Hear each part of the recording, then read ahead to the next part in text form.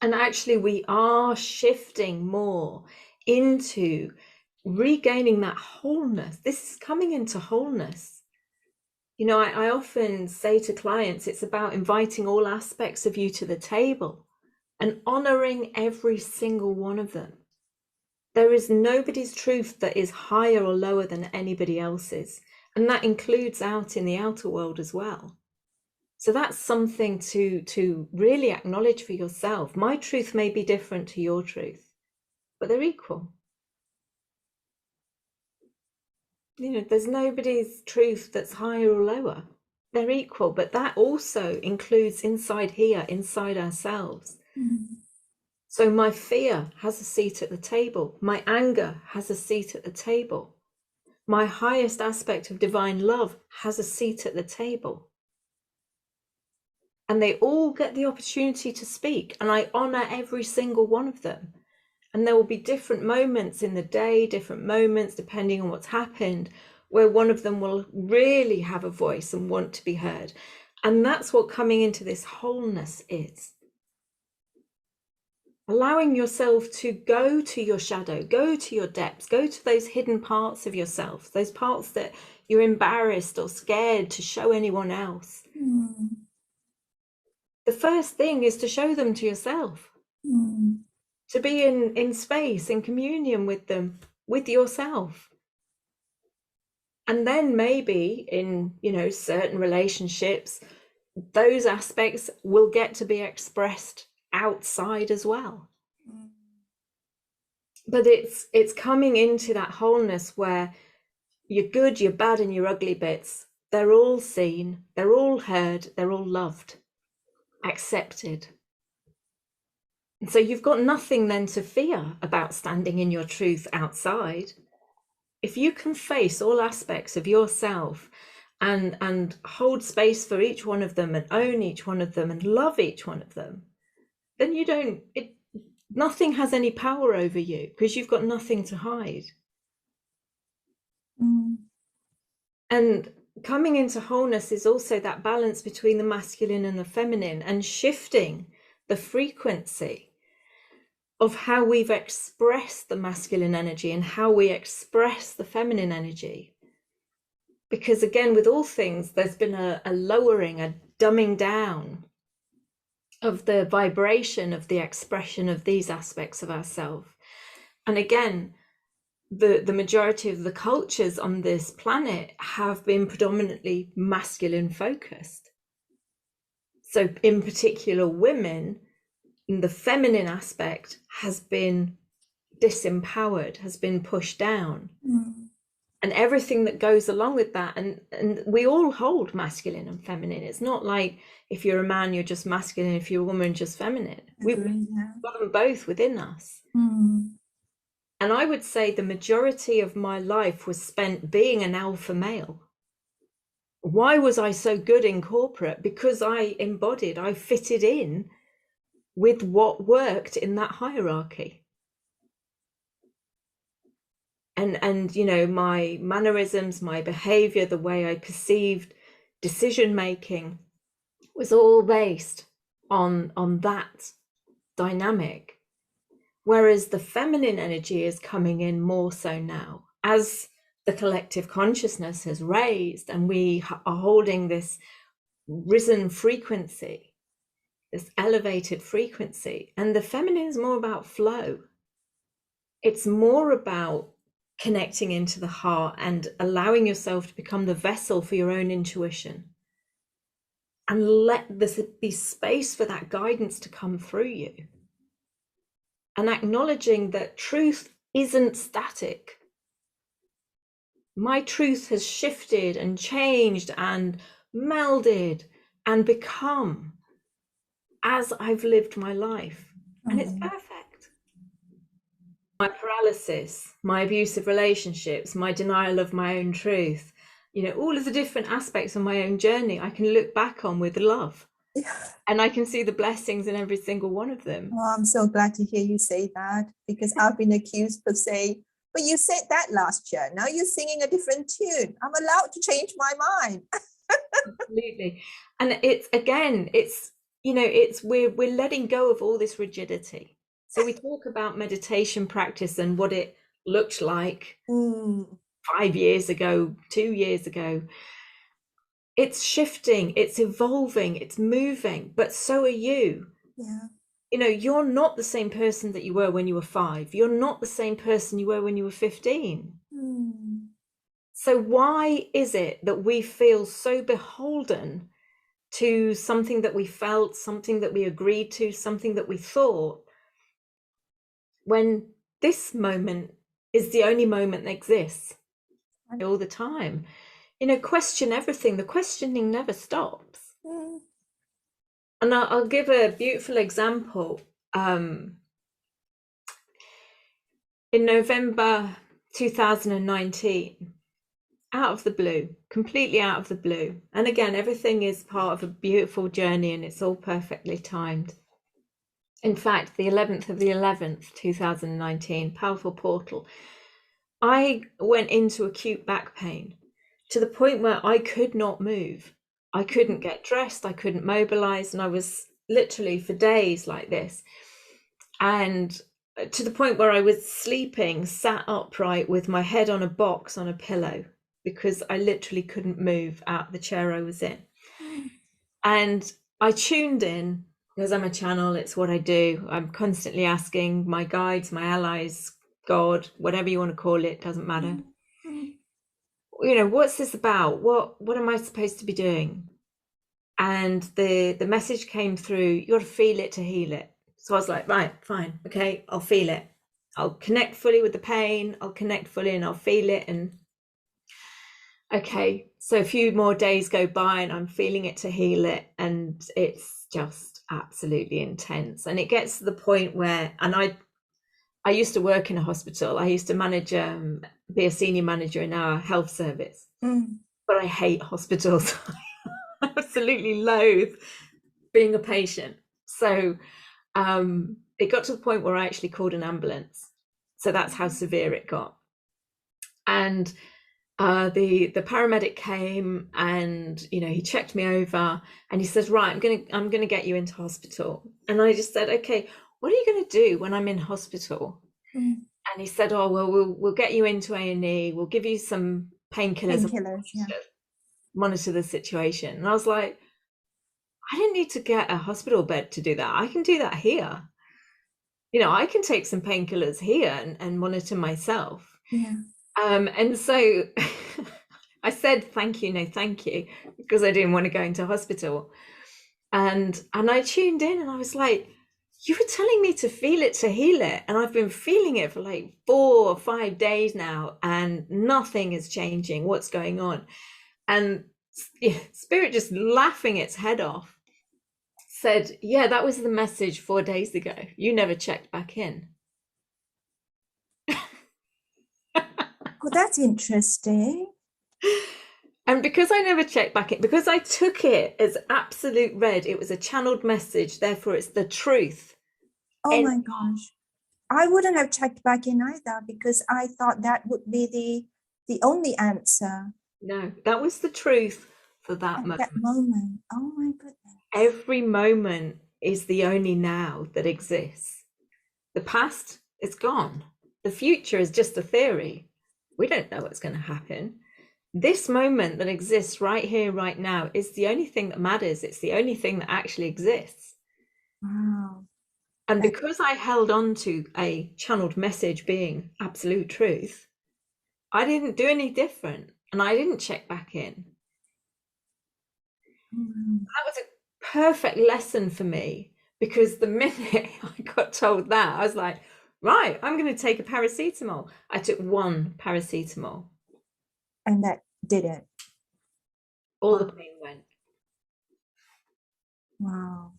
My gosh, I learned something today.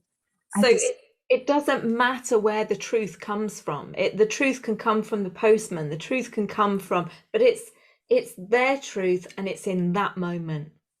And if you're channeling, or if you've got something intuitively, like, you know, you intuitively know you're supposed to be doing something, so you do that thing, keep checking in, because 5 minutes later, it might not feel like the right thing to be doing anymore.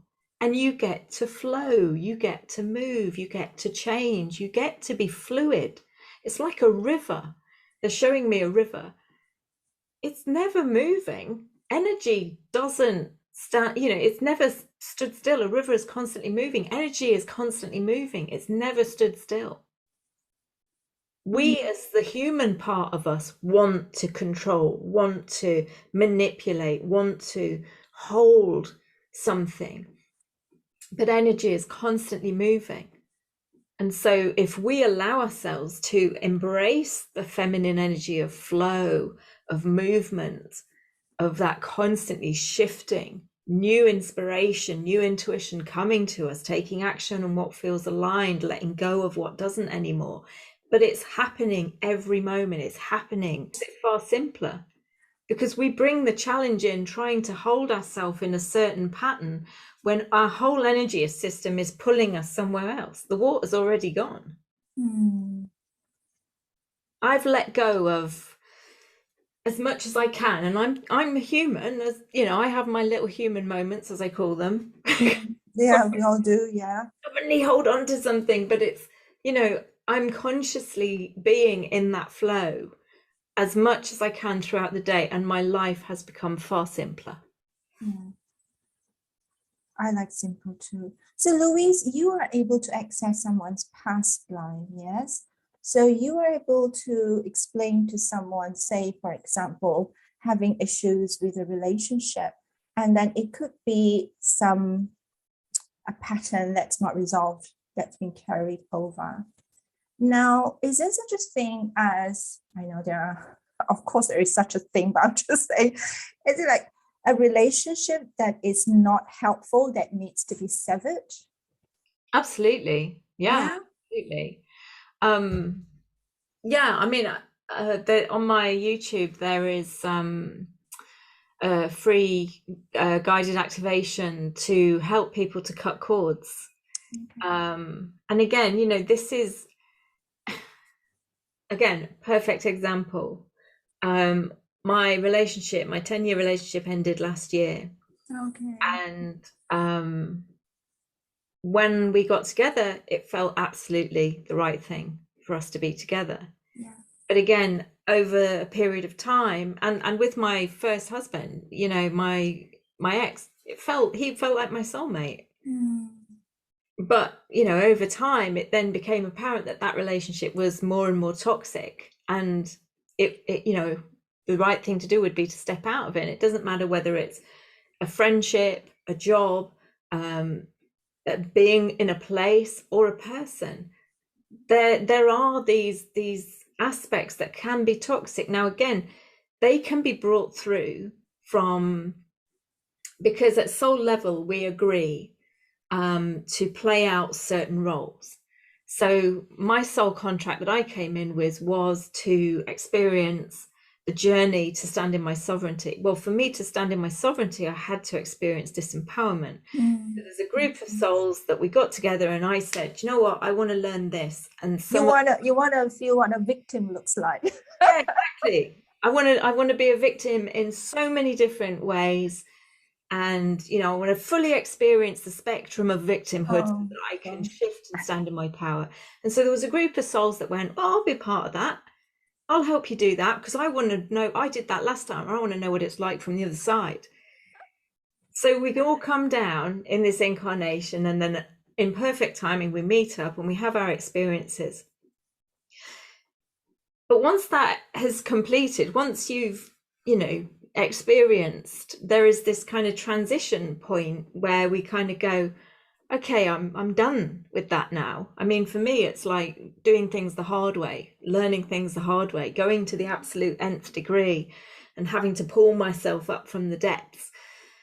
And about, I don't know, was it last year or the year before, I could feel this strong sense of, I'm done with that. Never mind seen it, done it, bought the t-shirt. I've got a master's degree, a PhD, and doing it the hard way. I want to learn ease and grace. I want to experience what it's like to do things really smoothly. And so I consciously then started to disconnect from all of those relationships and things that were tied into my lessons of doing things the hard way. Must have taken a lot of courage though. I asked this question because, as you well know, Asian tradition, you marry someone is like for life. And I see a lot of relationships where they're stuck in marriages that are unhappy, but then for some reason, they just carry on with the charade. And I don't think it's just the Asian, but predominantly with the Asian culture, isn't it? Oh, yeah. But again, I mean, if I were to look at their soul contract, which can be done through the sound frequency of their names, it would be laid out quite obviously and apparently what they came in as a challenge for them to transmute and shift. And, you know, and what they actually came here to shift into the higher vibration of, and what goals they came here to achieve. So part of it will be within that, but also part of it will be these patterns. So what I see in clients are, say, for example, a few lives back, we had an experience, and say we stood in our truth. We stood in our truth, we stood up for ourselves, we were who we were, and we were burned at the stake, or we were stoned to death, or, you know, us and our family were killed in some way, or something horrific happened. Yeah. So at the point of death, or just before that, we swore, I'm never doing that again. I mean, how many times have we said that in this lifetime? Yeah. I'm never doing that again. Well, you've just created a command code. You've just created a decree. You've just written a contract with yourself. Would that be a vow then? Yeah. And that is now lodged within your energy field. And that will remain open to this lifetime or that lifetime.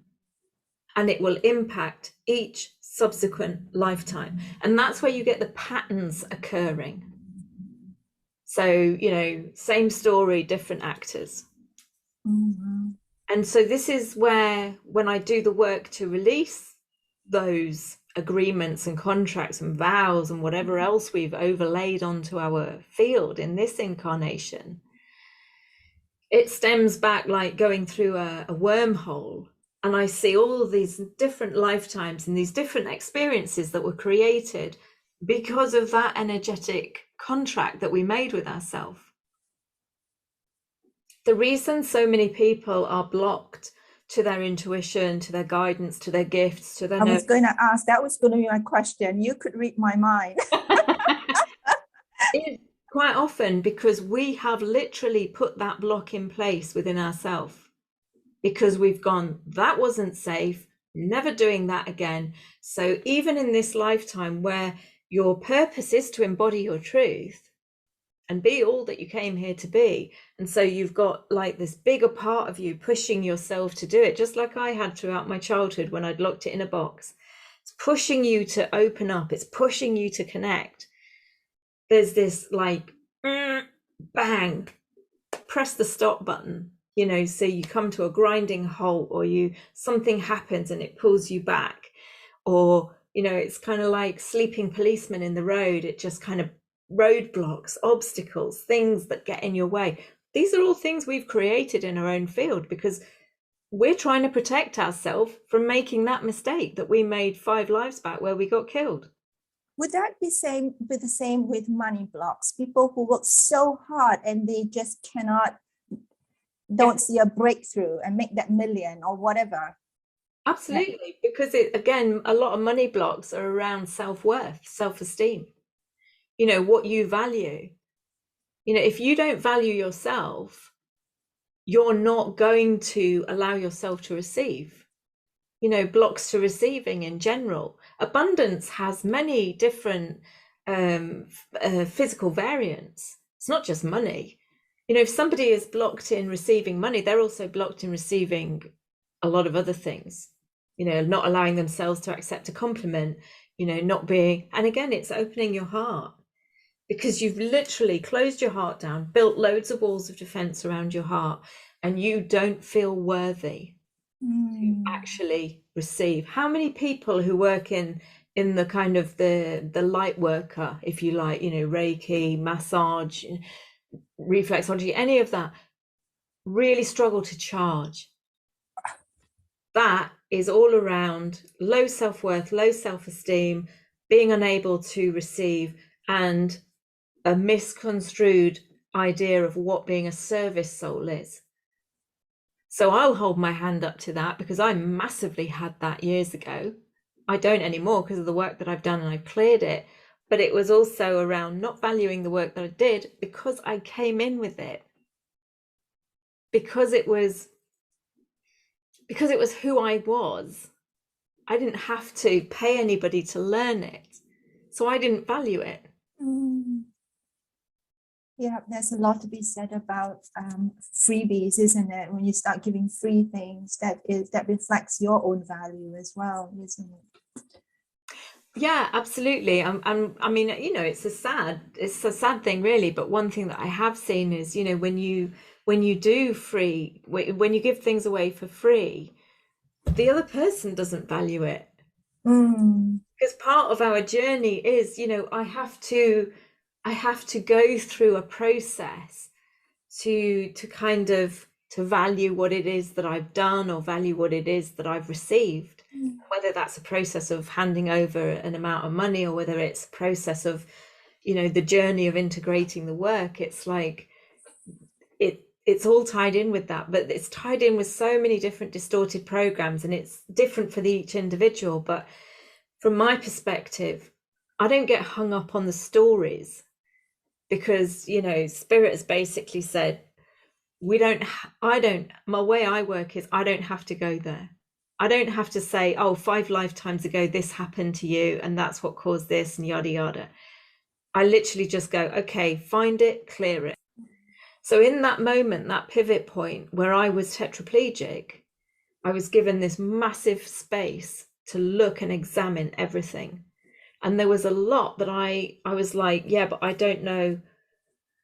Like I sorted out a lot of stuff between myself and my parents, but I didn't at that point leave my relationship, because the fear of being a single parent was a step too far. And so part of this process is also honoring where you are.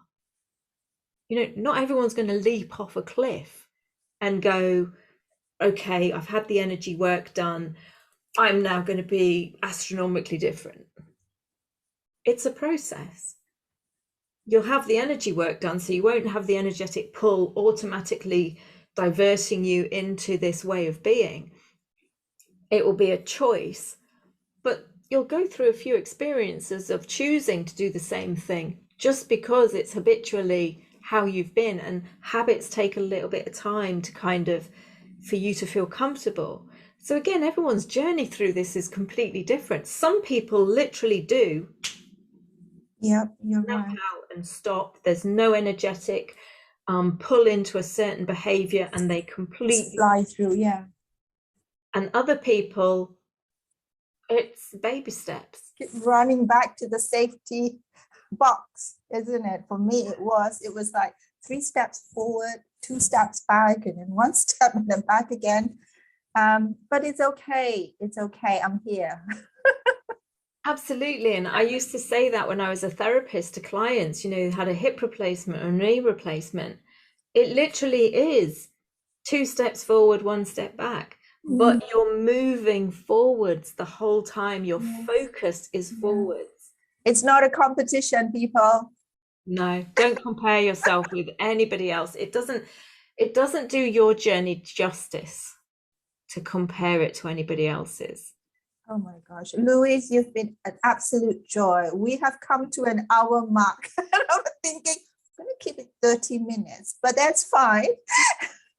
Well, I would like you, Louise, to give us some advice for people who would love to be able to communicate with their spiritual guides or higher self or soul. I know they use these words interchangeably. It doesn't matter what each of these means. It's something that will be able to see beyond our physical reality and provide guidance. But you got to keep checking in. That's a message. How do we do that? How does anyone begin to do that? Well, first and foremost, know that they're there. You know, it, Good point.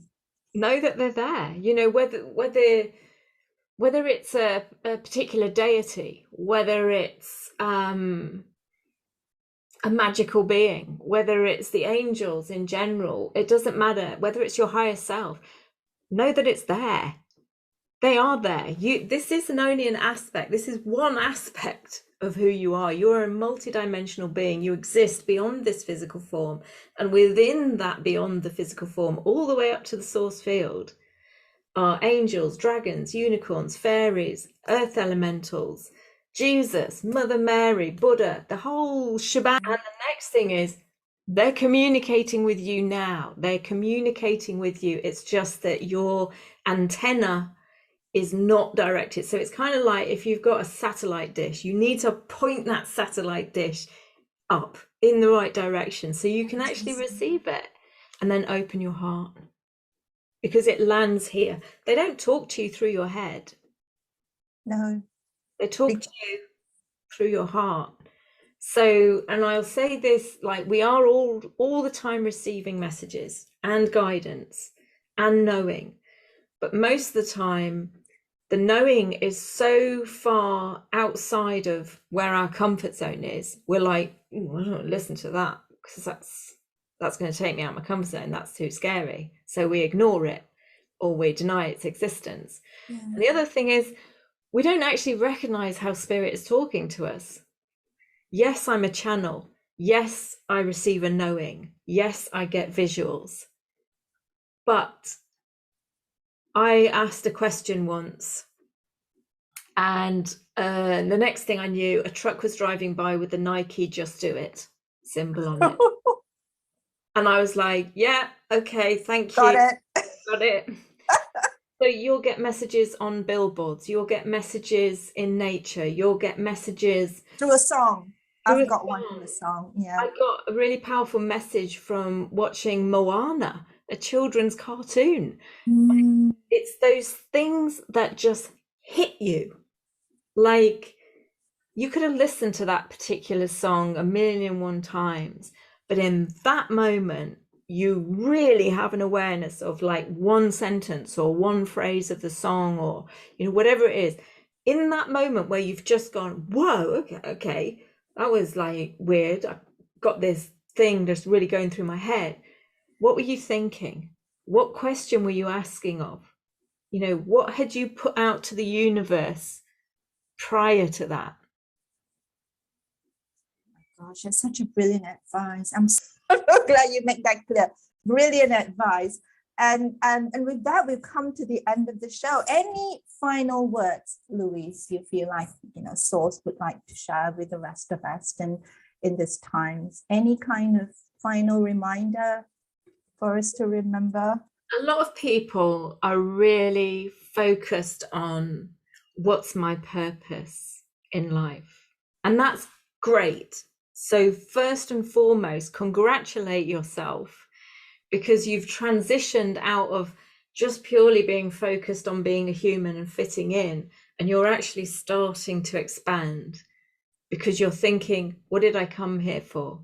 I feel like I came here with some purpose or something. So congratulate yourself, because you've just shifted already into this wider knowing of yourself, and you're on this journey. And it's really knowing that collectively our whole purpose of being here is to be the embodiment of our truth, and that my truth may be different to your truth, but it's equal. Beautiful. And all I came here to do was live mine. Yeah, just be And you. that is a really powerful message if you let that really fully land.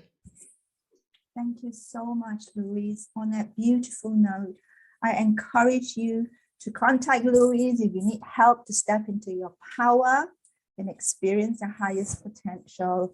Louise's contact details, website, YouTube, all the links that you need are in the description box below. Thank you, Louise, for honoring us with your presence and channeling truth with a capital T. Thank you, everybody, for watching. Bye for now. Bye.